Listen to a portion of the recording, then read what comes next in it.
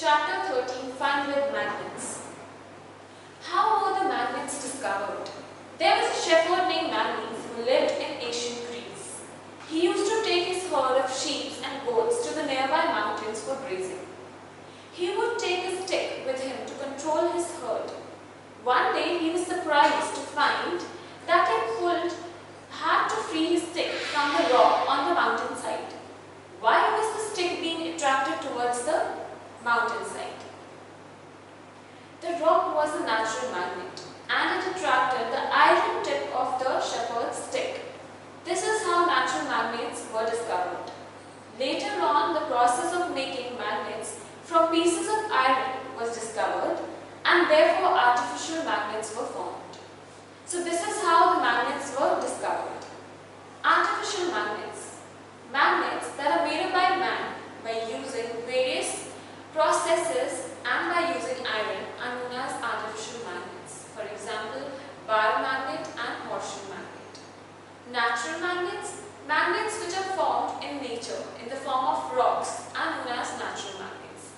For example, magnetite or lodestone. Magnetic materials. What are magnetic materials? Would this wooden material get attracted towards a magnet? No. So such materials which do not get attracted towards magnet are known as non-magnetic materials. For example, rubber, plastic, wood, they do not get attracted towards a magnet. Whereas magnetic materials are the ones which get attracted towards a magnet. For example, iron, nickel, cobalt. So they are magnetic materials. Poles of a magnet. Now what are poles of a magnet? Let us do an activity. Iron fillings stick to a magnet when rubbed in a soil, since iron fillings get attracted towards a magnet. Now let us perform an activity. Spread some iron fillings on a sheet of paper. Now place a bar magnet on this sheet. What do you observe? We find that the iron fillings are attracted more towards the region close to two ends of a bar magnet. Now poles of a magnet are said to be the near ends. So you see that the iron fillings get attracted towards the end of a bar magnet. So they are known as poles of a magnet. Finding directions. Magnets were known to people from ancient times. It is said that an emperor of China had a chariot with a statue of a lady that would rotate in any direction.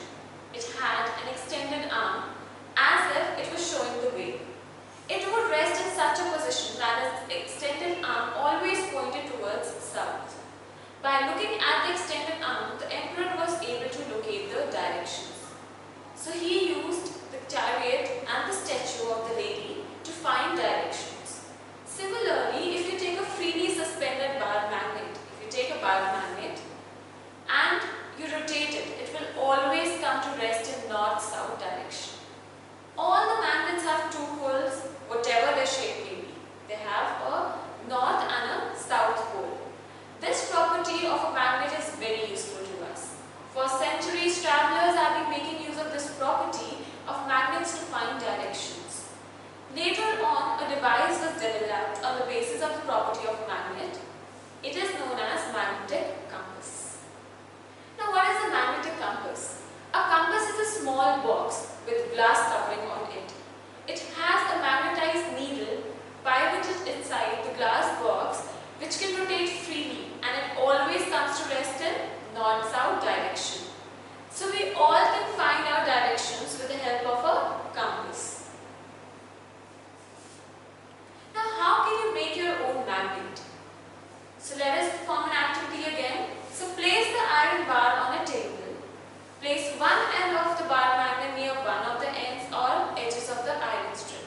Now without lifting the magnet, move it along the length of the strip till you reach the other end. Now lift the magnet and bring its pole to the same point of the strip where you began. Now repeat this step for 30 to 40 times. The iron strip will get converted into a magnet. So this is how you can make your own magnet, and you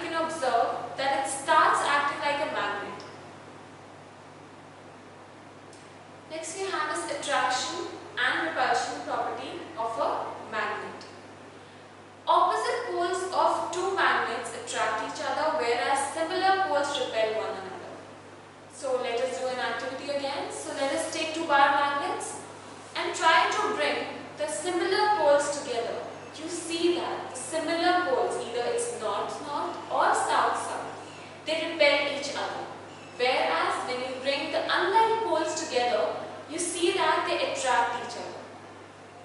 So these are the property of magnets, that is attraction and repulsion property of a magnet. Now how to store a magnet?